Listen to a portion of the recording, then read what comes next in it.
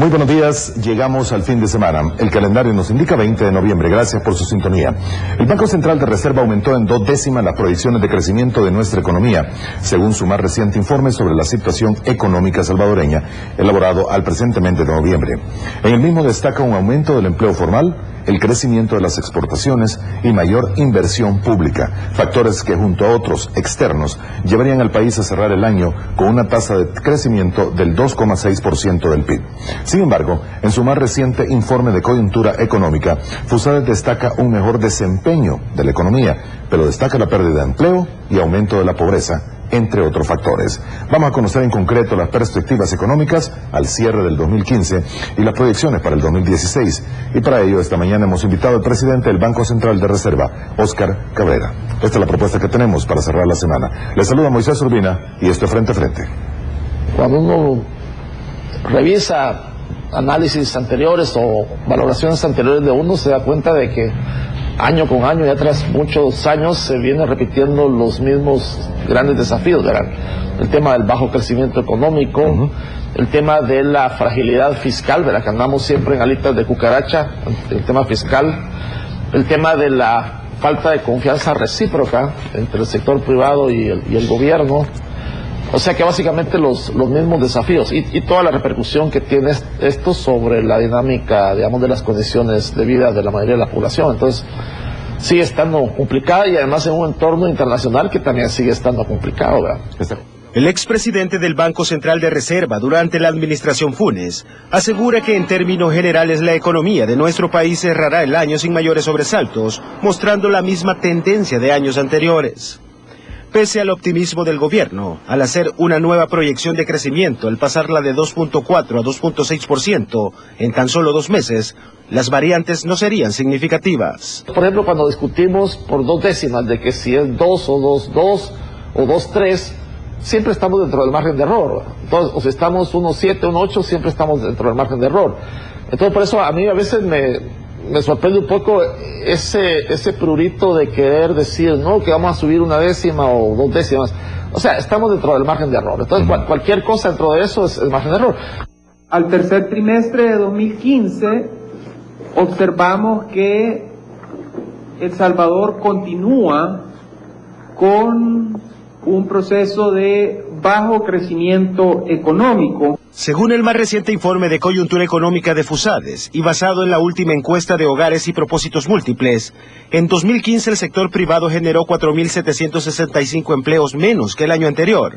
Sin embargo, el más reciente informe del BCR asegura lo contrario, planteando la mayor actividad económica se refleja en el aumento del empleo en el sector privado en 4.727 cotizantes adicionales, de los cuales 3.731 corresponden a la industria manufacturera. El efecto más importante para los hogares, para las personas, es el empleo, ¿verdad? Entonces, cuando nosotros vemos los datos del Seguro Social a agosto del presente año y comparamos cuánto empleo había en diciembre de 2014, lo que ha sucedido es que el empleo se ha contraído en 900 plazas. Es decir, el empleo formal se redujo por 900 plazas, cuando la economía cada año necesita generar 60.000 empleos porque es la cantidad de jóvenes que entran a buscar empleo cada año. El BCR asegura que los precios de los combustibles han favorecido a un mejor desempeño de nuestra economía. A esto se suma el crecimiento de las exportaciones y el aumento de las remesas.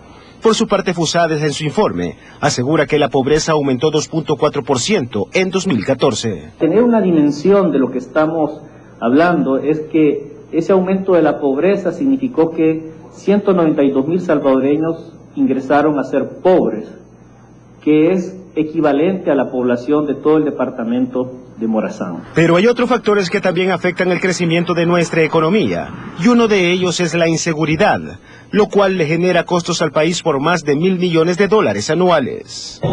Estos costos de la violencia tienen impactos fiscales. Estamos destinando recursos para la prevención, para el combate, que pudieran ser utilizados para la inversión pública, para la creación de infraestructura.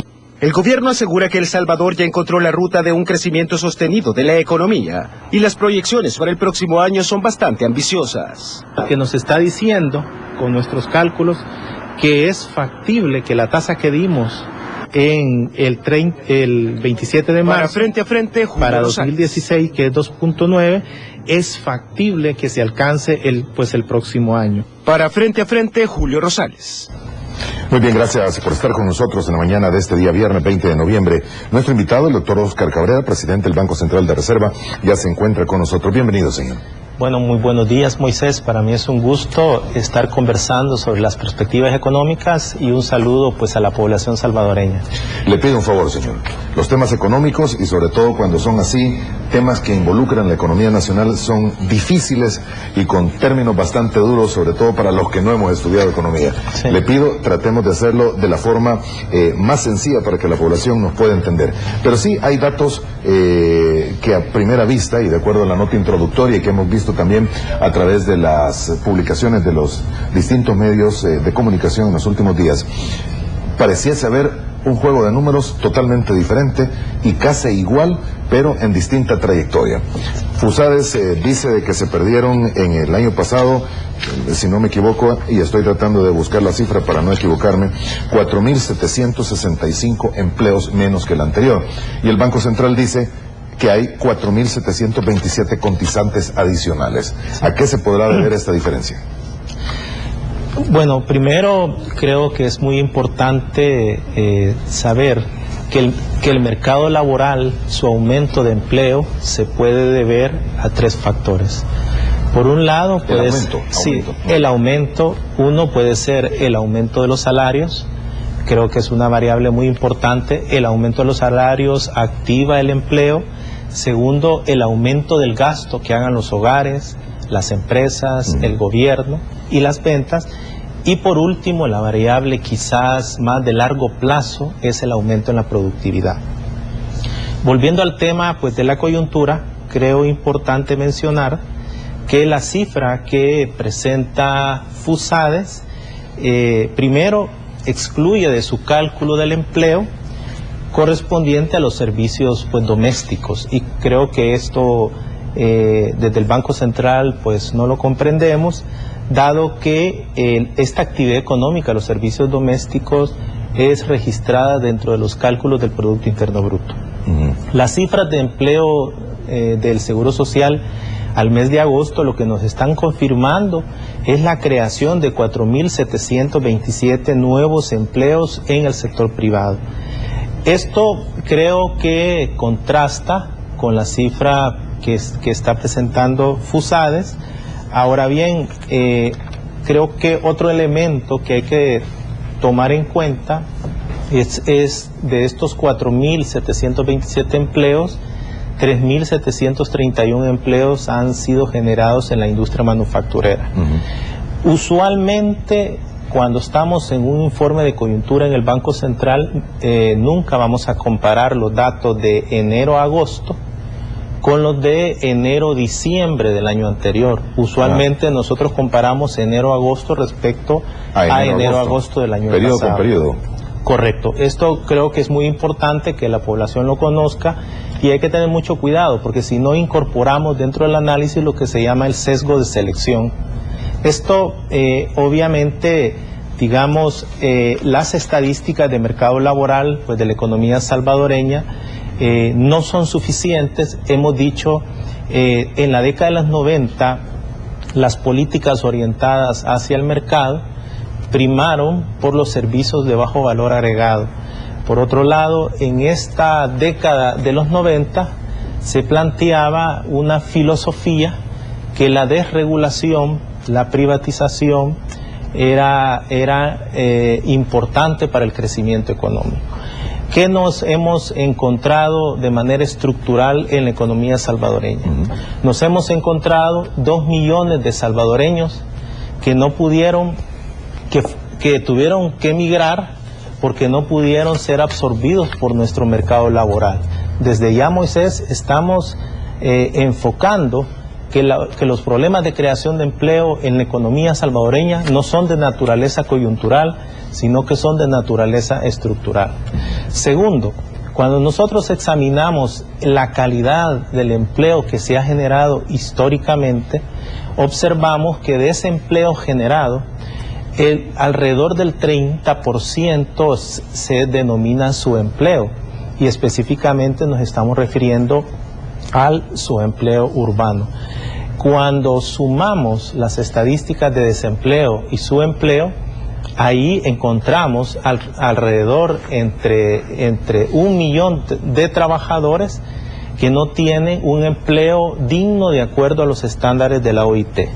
¿Cuál es la vía para generar empleo? Insisto, es necesario aumentar los salarios de los trabajadores. Segundo, es necesario continuar expandiendo el gasto de los hogares, y aquí se relaciona los salarios con el gasto de los hogares. El gasto de los hogares dentro del Producto Interno Bruto pesa un 91%.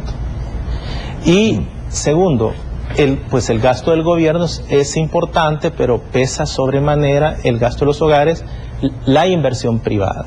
Y en la inversión privada es otra de las variables que impacta favorablemente en la creación de empleo. Y por último, tenemos la productividad.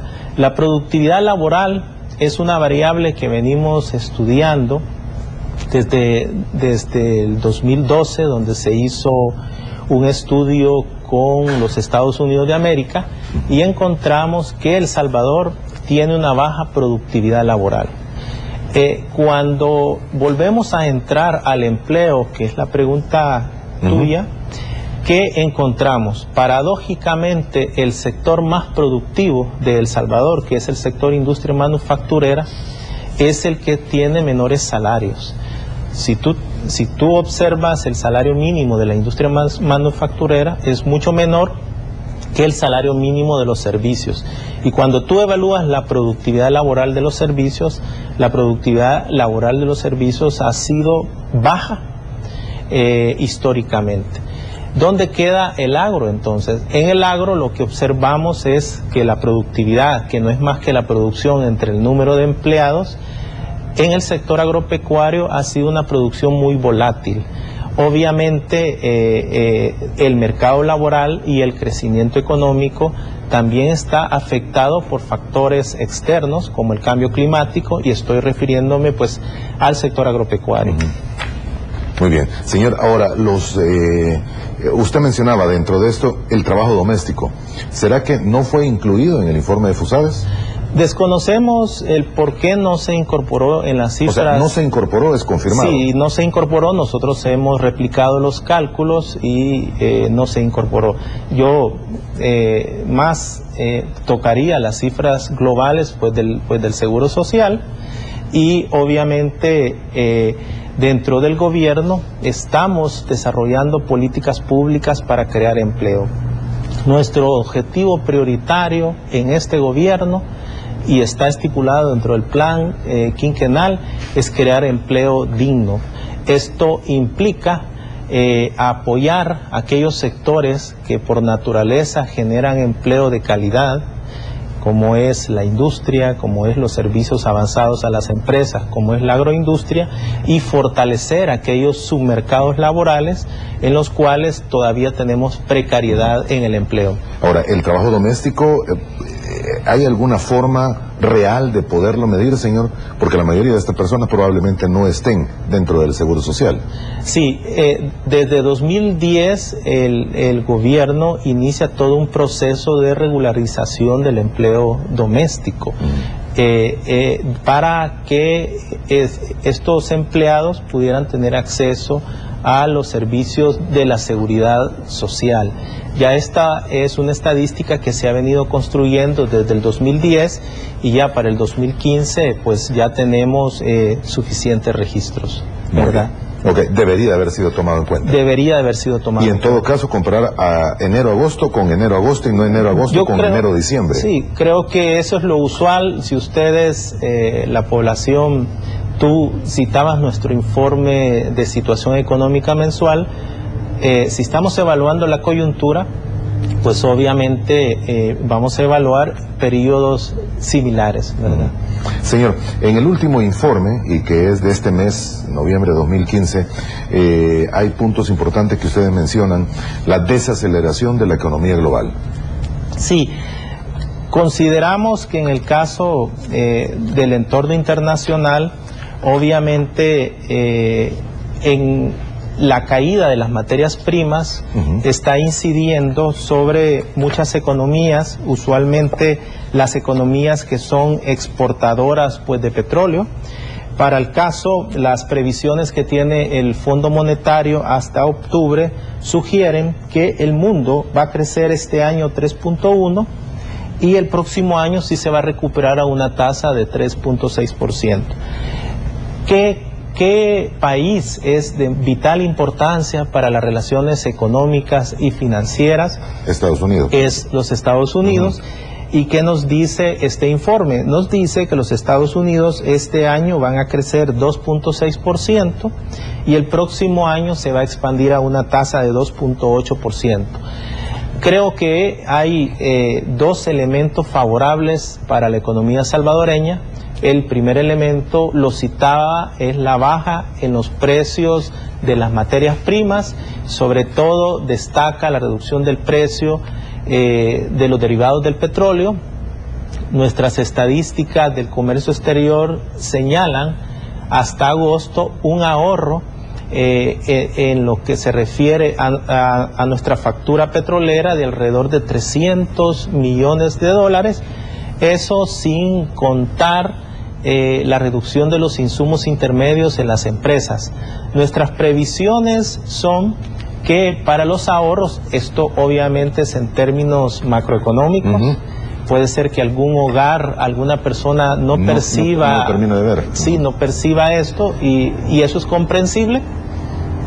Para los hogares hay una inyección de ingreso extraordinario de 262 millones y para las empresas tenemos estimaciones de 362 aproximadamente.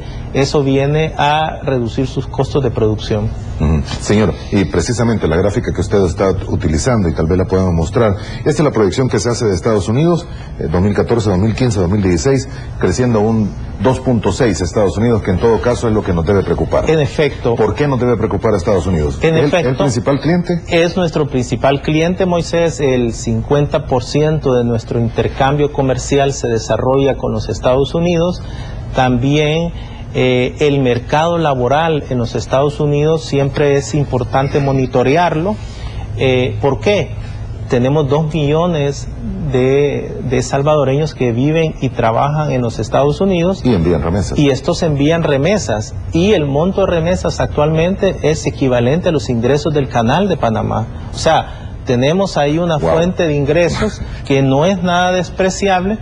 Y quisiera citar las tasas de desempleo hispano, que han venido disminuyendo pues en la economía. Andamos ya cercanos a tasas del 5.8%. Esto es una muy buena noticia para la economía salvadoreña. Esto en Estados Unidos, ¿verdad? Por supuesto. Esto en Estados Unidos, y lo estamos observando. En el último trimestre las remesas familiares aceleraron su crecimiento a una tasa de 3.5%. Mientras en los trimestres anteriores habíamos crecido alrededor de 2%. Nunca había oído esa comparación, señor, y sorprende. Las remesas de El Salvador son equivalentes. Son equivalentes a los ingresos del Canal de Panamá. Esto obviamente tú me exigiste tratar de aterrizar las cifras que nosotros publicamos. Y estamos tratando de generar esas pues analogías que yo creo que es muy importante que la población valore. Sin embargo, estos ingresos también hay que contrastarlos. Desde la década de los 80 nosotros en promedio tenemos una pérdida de 12 puntos del PIB por la migración de mano de obra cualificada. Mencionaba que El Salvador está en el top 10 de la tasa de migración. Para un caso, los últimos datos que tenemos, la migración cualificada de educación secundaria es del 31%, de educación terciaria del 51%. Eso está incidiendo en una de las variables que yo mencionaba, que son determinantes para la creación del empleo, y es la productividad laboral. Se nos está migrando la población cualificada y obviamente eso incide negativamente sobre la productividad laboral. Muy bien, y son datos conocidos, es lo peor. Y son datos conocidos. Y no se encuentran soluciones inmediatas. Las soluciones, creo yo, son políticas productivas. En nuestro caso, la agricultura es una variable muy importante y en la cual creo que la política a fortalecer la agricultura familiar debe ser continuada. Obviamente el Ministerio de Agricultura lo está haciendo. Y otra característica que debemos de agregar a la política pues agrícola es la creación de semillas que nos ayuden a ser menos vulnerables al cambio climático.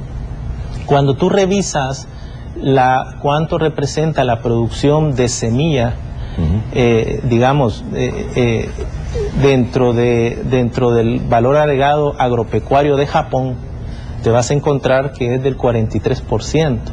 Cuando ves Corea del Sur es 38%, cuando ves Indonesia es 34%.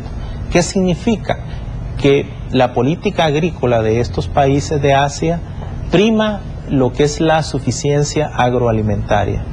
A pesar de ser países tecnológicamente de primer exacto, orden. A pesar de su giro hacia la industria, hacia los servicios avanzados, sí. Pero la política agrícola es digamos, una de las variables importantes. Estos porcentajes cuando los contrasta, 38, 32, 40 me dijo el primero sí. De ellos, ¿y el del Salvador? En El Salvador, cuando nosotros vemos el valor agregado, andamos alrededor como del 15% aproximadamente. Wow. Eso implica que tenemos un campo de trabajo muy importante. Y en los temas del sector agropecuario quisiera hilarlo con el tema de pobreza. No sé si, si vamos a discutir este tema. Hay tres variables que están incidiendo sobre la pobreza en el informe de la Dirección General de Estadística y Censos. Se mencionaba un incremento de la pobreza de 2.4%, y hay tres variables que han incidido en el año 2014. Uno es el incremento de la vulnerabilidad al cambio climático. Acá las pérdidas entre julio y agosto en el sector agropecuario fueron de 80 millones de dólares, de las cuales tenemos que se perdieron 3.6 millones de quintales de maíz, 55,000 quintales de frijol, se perdieron 54,000 quintales de arroz. Esto obviamente reduce los 80 millones. Y hay algo muy importante. Ayer en el Banco Central calculábamos de la última encuesta de hogares cuántos hogares están en agricultura familiar. ¿Qué es esto? De los hogares que nos han dicho que su actividad principal es el agro, nosotros encontramos que en la última encuesta de hogares, donde se calcula la pobreza de 2014, son 182.260 hogares de agricultura familiar, y de los cuales 103.956 están en condiciones de pobreza. ¿A qué quiero llegar? Cuando edité un libro en diciembre del año pasado sobre agricultura familiar en América Latina, con el Centro de Desarrollo Rural de Santiago de Chile y las Naciones Unidas, nosotros encontramos en las encuestas de hogares hasta 2009 que estos hogares tienen una característica. Primero, no tienen acceso al crédito. Segundo, son pequeñas explotaciones agrícolas. Tercero, no tienen apoyo extensionismo agrícola, que llegue un experto que les diga cuáles son las técnicas más eficientes de cultivo. Y por último, su producción es comprada por grandes mayoristas, por lo que su valor agregado es mínimo. Y una lluvia intensa o una temperatura elevada, termina con lo que pudiesen haber producido ellos. terminan con lo que han producido, pero caen a la pobreza. O sea, hay una alta vulnerabilidad de esta agricultura familiar a la pobreza. Y lo peor es que estos hogares de agricultura familiar producen el 50% de la producción de granos básicos. De ahí que coincido plenamente que el ministro, su énfasis en la política agrícola sea la agricultura familiar. Creo conveniente dotar de estas capacidades a los agricultores. Otra variable que incidió sobre la pobreza, pero que se menciona muy poco, es que el incremento de la riqueza en el 2014 creció 5%. El Banco Mundial en su último informe de país mencionaba dos variables que inciden sobre la pobreza. Uno, de desigualdad del ingreso, y el otro, el crecimiento económico. Yo agregaría también la desigualdad, no solo del ingreso, sino que también de la riqueza, es decir, esa acumulación de ingresos que traemos a lo largo del tiempo. Creció 5%, es decir, se acumularon $1.000 millones de 2014 respecto a 2013 en 160 personas. Esto lleva a un total de riqueza en 160 personas de 21.000 billones de dólares. Esto no se menciona en los informes de FUSADES, ¿verdad? Tercero, la trampa de bajo crecimiento. Coincido con Carlos Acevedo cuando dice que el problema del crecimiento es estructural.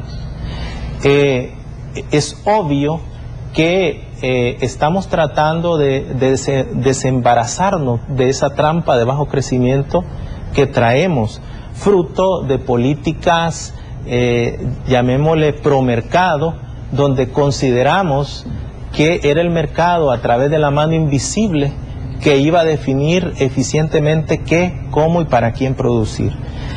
Por tanto, nos hemos enfrentado con una estructura productiva que ha sido orientada hacia servicios de bajo valor agregado. Tú me preguntabas del subempleo. Este subempleo, el 95% está en servicios de bajo valor. ¿De qué estamos hablando? Del sector comercio, distribución comercial minorista, mayorista, de algunos sectores servicios, como transporte. Hemos visto cómo en este país ha habido una proliferación de car wash, ¿verdad? Eso es un ejemplo de economía de subsistencia. Otro de los elementos que tipifican nuestra trampa de bajo crecimiento son las altas tasas de subempleo. Históricamente, desde la década de los 90, no hemos podido superar el 30% de subempleo. Fácil es venir a analizar 2014 respecto a 2013, pero entrar a los verdaderos problemas de este país, que son de naturaleza histórica, y proponer políticas públicas, creo que es lo más importante. Y mencionaba también, coincidimos que el costo de la canasta básica ha aumentado un 5.9% a nivel urbano. Producto del incremento en los precios. Hemos visto cómo perdimos maíz, frijol, arroz. Y que son los principales productos de subsistencia, de comida de la población. Y algo que nos preocupa sobremanera es, nosotros decidimos dolarizar allá por el 2001. Y nosotros, nosotros como país, yo no fui uno de los que tomé la decisión de dolarizar, y eso quiero dejarlo claro frente a la población. Se suponía que los precios de la economía salvadoreña iban a converger con los precios de los Estados Unidos. Si nosotros cogemos el índice de precios al consumo, nos sentimos satisfechos y decimos, nuestra inflación es baja y estable, anda alrededor de -1.1 para ponerlo. Pero cuando tú abres los grupos del índice de precios, vas a observar cómo el grupo alimentos en el 2014, donde dio como resultado un incremento de la pobreza de 2.4, como el grupo alimentos crece a tasas del 5%.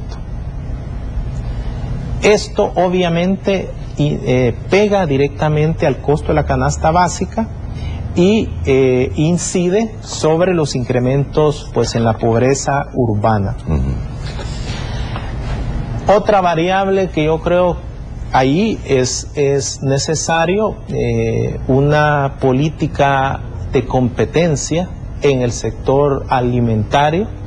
Creo yo conveniente que la Superintendencia de Competencia evalúe este tipo de problemas que se dan siempre cuando el cambio climático impacta en el sector agropecuario, nos hace perder producción de granos básicos y eso automáticamente pues dispara los precios de estos bienes. Esta variable creo que hay que controlarla, digo, con mecanismos de mercado, obviamente, y utilizar el mecanismo de contingentes. En todos los países desarrollados, cuando hay faltas temporales de algún bien necesario para la canasta básica, se utilizan este tipo de contingentes, ¿verdad? Esto creo que es importante mencionarlo.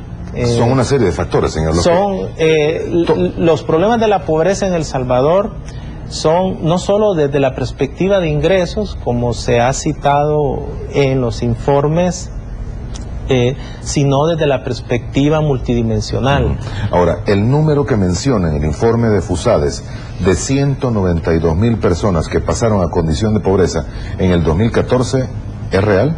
Sí, nosotros tenemos 192,000 personas que cayeron en la pobreza, 129,472 se encuentran en el área urbana y 62,645 están en el área rural. Ahí podemos marcar la diferencia y ver cómo en el área urbana obviamente incidió el costo de la canasta básica urbana y en el área rural los efectos del cambio climático, sin dejar de lado el tema de la riqueza. Creo que aquí hay una variable que es poco discutida y digo yo, es importante la acción de la política pública. Señor, usted me menciona las pérdidas, bueno, por cambio climático, usted le dio un título así bastante interesante, pero fueron directamente pérdidas por la sequía que tuvimos este año. Exacto. Son los 80 millones de dólares. Esos son en el 2014, las pérdidas de la sequía. Julio-agosto 2014.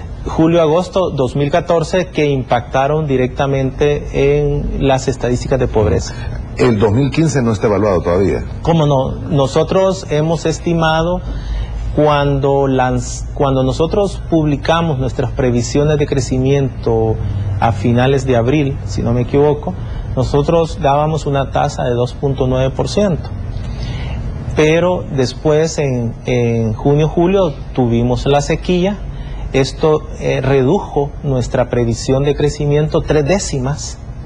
Esto es un peso importante dentro del crecimiento económico hasta llegar a una tasa, nosotros decíamos el 30 de junio, de 2.3%. Hay que notar que esa tasa de 2.3%, esa es la previsión que tiene el Fondo Monetario para este año. A finales de septiembre nosotros vimos otras condiciones favorables, como es el caso de la economía norteamericana, la mayor reducción de los precios de las commodities o de las materias primas, y subimos 1 décima. El Banco Central, en temas de crecimiento económico, su rol es registrar las cifras, actualizarlas y divulgarlas a la población. Es por eso que trimestre a trimestre tenemos la responsabilidad de dar datos. ¿Es más evaluar datos que proyecciones la función del Banco Central? El Banco Central tiene como función dar a toda la población cómo están las cifras más actuales del crecimiento económico, las cifras del crecimiento de los sectores, porque con eso las empresas, las familias toman sus decisiones de inversión. Pueden hacer su presupuesto. Y también el país en el presupuesto general de la nación. También. Y ustedes lo pueden ver en los bancos centrales pues, de América Latina, bancos centrales del mundo, donde periódicamente están presentando los cambios en las cifras. Ahora, estamos 2.9, bajó a 2.3, subió a 2.4. 2.4. Y lo último, tengo entendido, usted, 2.6. el Banco Central lo ha llevado a 2.6. 2.6. ¿Qué nos hace pensar esas 2 décimas que va a haber? Sí. Lo que nos hace pensar es que nosotros esperamos que primero ha impactado favorablemente digamos el ciclo de lluvias en los últimos meses. Segundo, decíamos la mayor reducción en los precios de la gasolina, el diésel y sus derivados, así como la menor reducción en los insumos intermedios, va a aumentar al alza nuestro crecimiento económico. Y también hay otras variables. Nosotros hemos calculado cuáles son los nuevos proyectos de inversión que se están ejecutando desde enero, y nuestros cálculos nos dan 1.185 millones de inversión privada.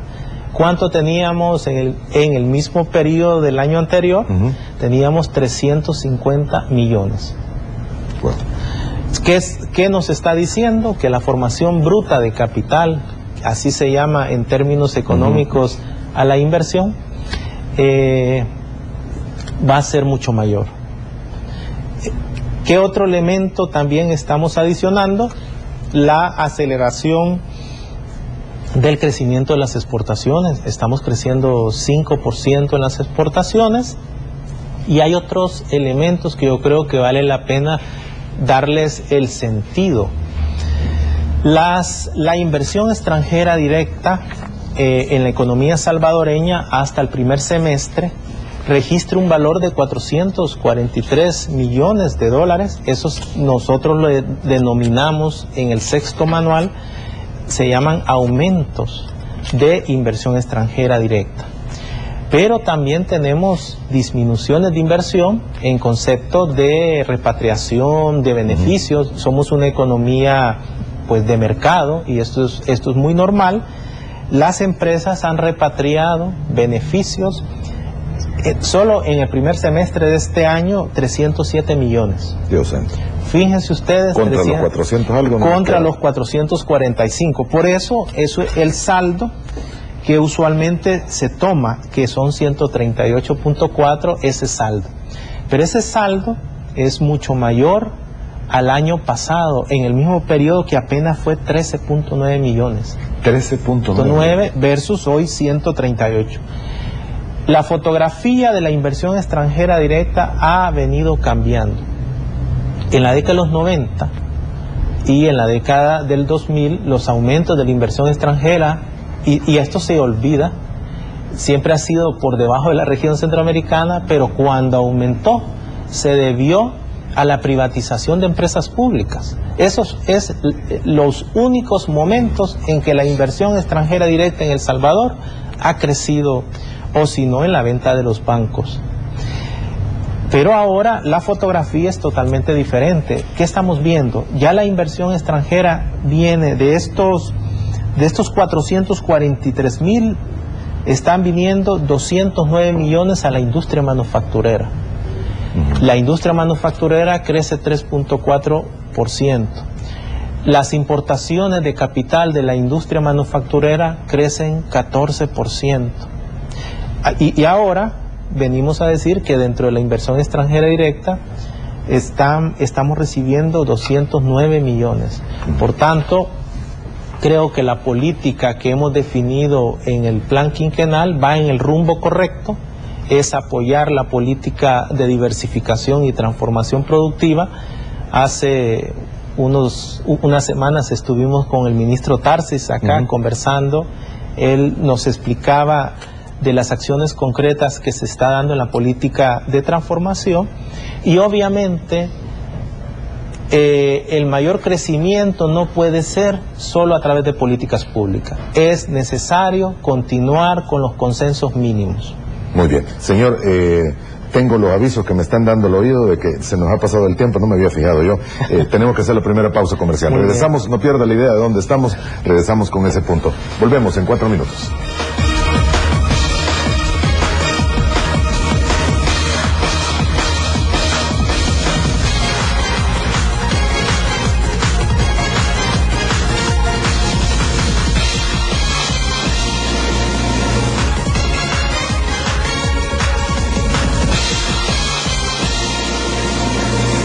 Muy bien, gracias por continuar con nosotros. Nos acompaña esta mañana el doctor Óscar Cabrera, presidente del Banco Central de Reserva. Doctor, solo quiero terminar de apuntar un par de datos acá, y yo se lo volví a repreguntar.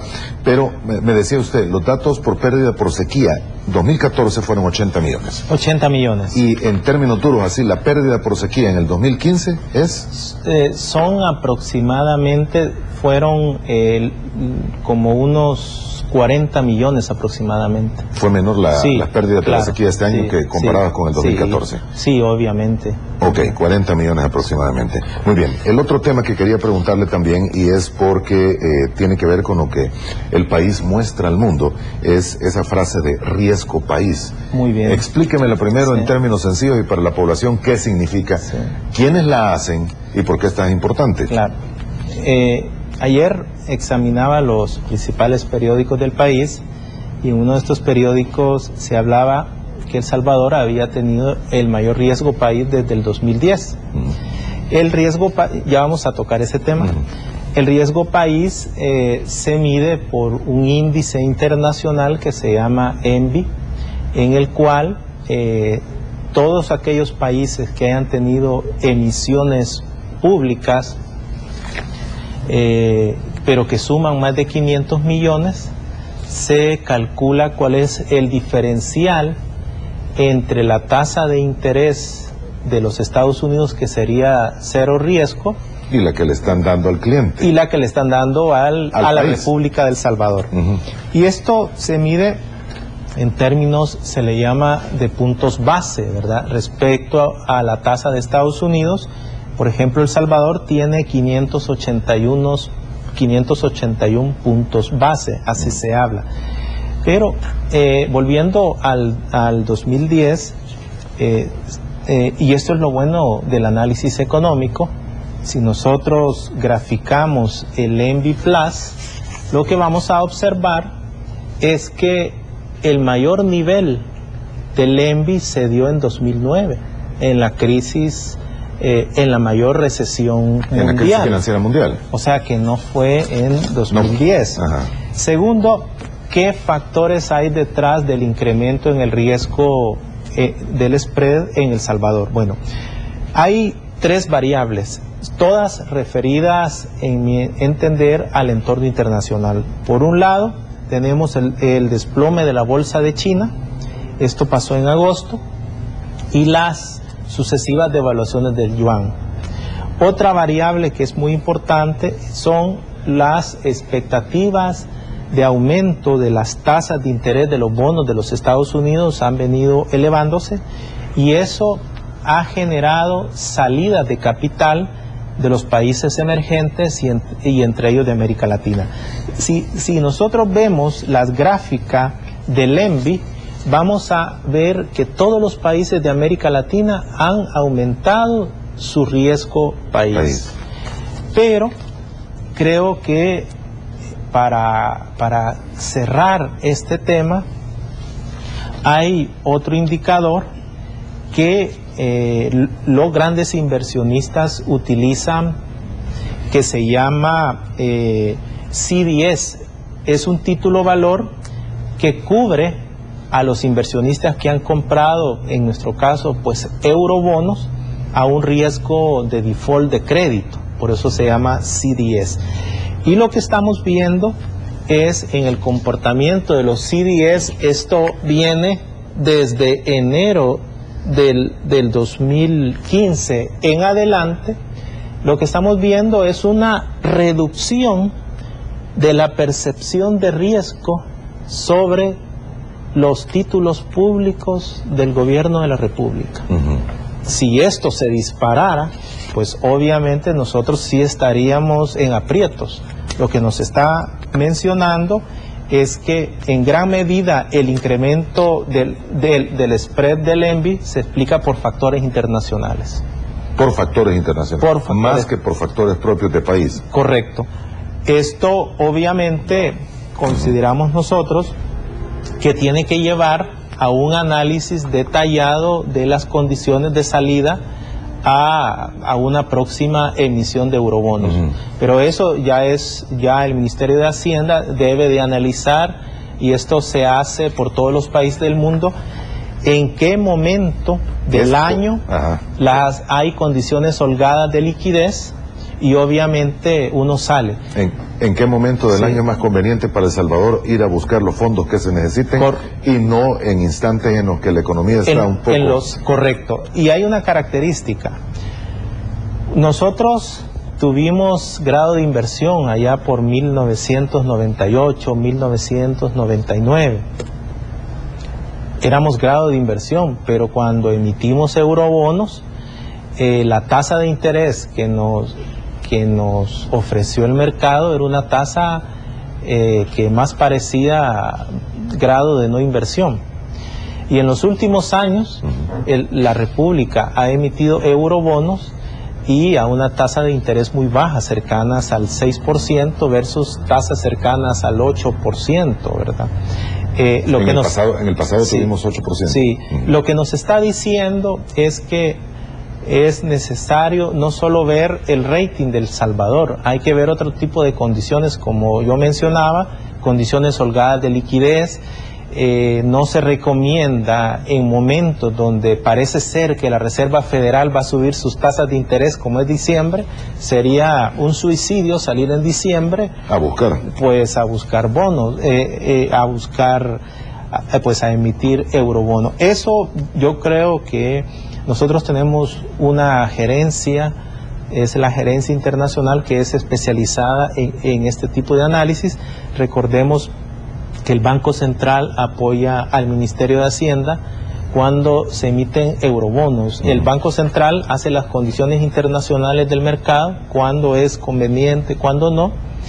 El Banco Central desarrolla, junto con el Ministerio de Hacienda, lo que se llama la oferta circular. Esta oferta circular es un documento en donde le describimos a los inversionistas cuáles son las características del Salvador en situación política, económica, social. Y esto al final es ratificado por la República del Salvador.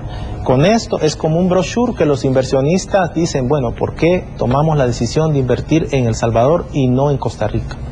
Ok, señor, solo para terminar, tengo que ir a la segunda pausa muy rápidamente, solo para terminar de entenderlo. El riesgo país y este índice de riesgo país podría estar influenciado más por condiciones internacionales que las que realmente manejan la economía del país. Correcto. Es así. Esa es la respuesta. Incluso desde el 2 de octubre hasta la fecha hay una tendencia a la reducción de estos márgenes para el caso de la República del Salvador. Reducción de estos márgenes. Sí, okay. Así es. Muy bien, vamos a la segunda pausa, ya regresamos.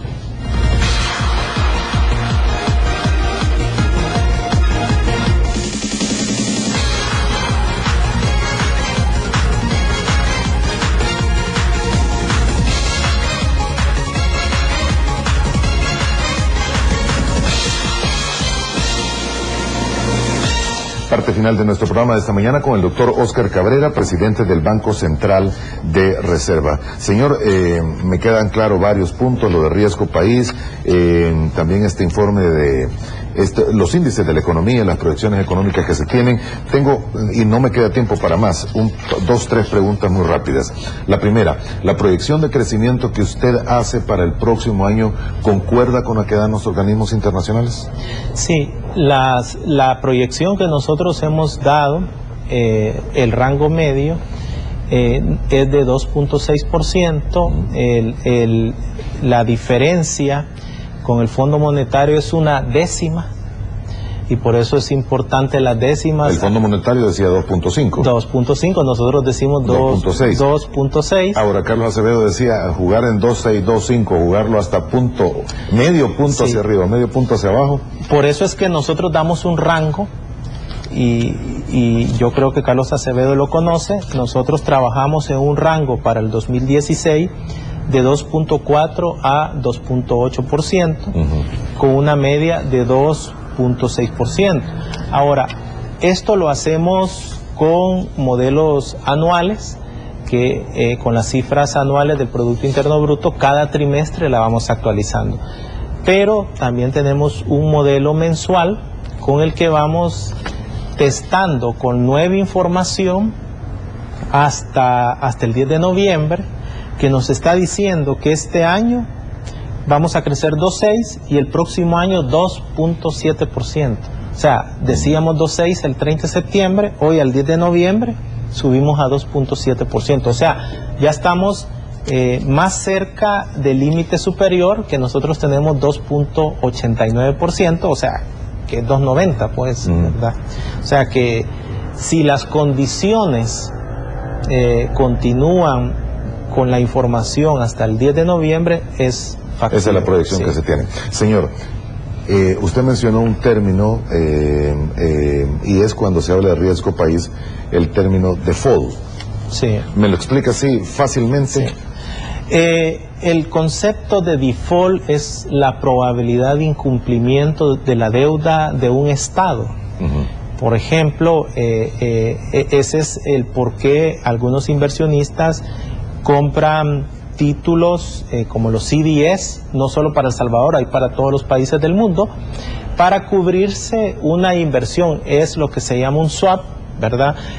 Yo me cubro ante una posible volatilidad, digamos, en el precio. Eso es, digamos, el concepto. Recordemos también que las agencias calificadoras de riesgo, su objetivo es evaluar la solvencia o la probabilidad de incumplimiento de la deuda del sector público. Le preguntaba esto porque hay un término que cada vez que se va llegando a fin de año se comienza a escuchar con más fuerza y a alguna gente le sobrepreocupa porque dicen hay repatriación de bienes o dinero, están saliendo muchos, hay salida de capitales y empiezan a hablar del término famoso del corralito.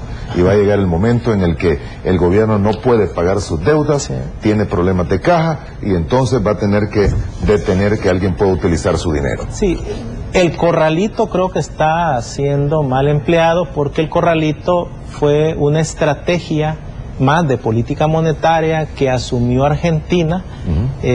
Tomó la decisión cuando iba a eliminar la caja de convertibilidad, que eso es tener su propia moneda, pero también es el equivalente en dólares. No le funcionó la caja de convertibilidad y lo que hizo fue cerrar los bancos, hacer un feriado y generar ese corralito donde solo se podía sacar una cantidad mínima.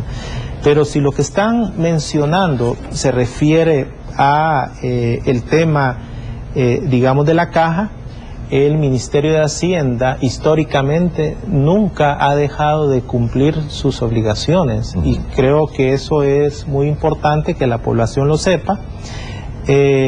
Aunque mencionan que cada vez son a más tiempo que va cumpliendo sus obligaciones. Digamos que tú te estás refiriendo al tema de las devoluciones, pues de los impuestos, ¿verdad? Y el pago también de servicios. Sí, este es un tema más metodológico, ya lo ha explicado el Ministerio de Hacienda pues en diferentes ocasiones. En la caja fiscal o en el presupuesto de efectivo del gobierno está debidamente incorporado y todos los años el fisco cumple con realizar las devoluciones de los impuestos que corresponden. Es necesario también ir evaluando a cada sujeto, ya sea natural o persona jurídica. Creo que eso es muy importante. El fisco, tarde o temprano, devuelve estos impuestos en las condiciones legales y creo que también vale la pena mencionarlo. En todo caso, la figura del corralito no podría aplicarse al país. Es más en el ámbito de la política monetaria, ¿verdad? Es más en el ámbito... Ok, le hago la pregunta de otra manera. ¿La capacidad de pago del país no ha estado en duda en ningún momento? Si nosotros revisamos el presupuesto del 2016, lo que podemos observar es que este presupuesto cumple con sus niveles de ingreso. Hubo una proyección de ingresos que cubren sus niveles de gasto. Obviamente, si en un momento dado, ya sea por un desastre natural o por una contingencia, fuese necesario mayor inyección, pues tendría que ir el Ministerio de Hacienda de nuevo a la Asamblea Legislativa. Creo que esto es parte del procedimiento. También a mí me gustaría mencionar mucho el tema de las LETES. Se menciona También el endeudamiento de corto plazo está debidamente autorizado en el presupuesto general en el 2016 y hay un artículo que es el artículo 5 en el que dice se autoriza al órgano ejecutivo en el ramo de Hacienda para emitir deuda flotante de conformidad al artículo 227 de la Constitución. Por lo tanto, las LETES pues son un instrumento financiero de corto plazo y desde 1994 se ha venido utilizando este instrumento por el Estado salvadoreño. Siempre ha honrado sus obligaciones y siempre lo va a hacer, y en la medida que la hacienda pública pues obtenga ingresos, ya sea por una mayor recaudación o por crecimiento económico, que es nuestro objetivo, se van a reducir las necesidades de emitir estas letras del Tesoro. Muy bien. Señor, no me queda más tiempo. Quiero agradecerle que nos haya brindado estos minutos esta mañana hoy.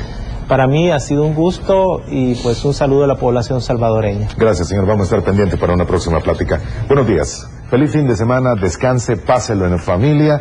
Trate de vivir cada momento. Y primero Dios, nos volvemos a ver el próximo lunes a la misma hora.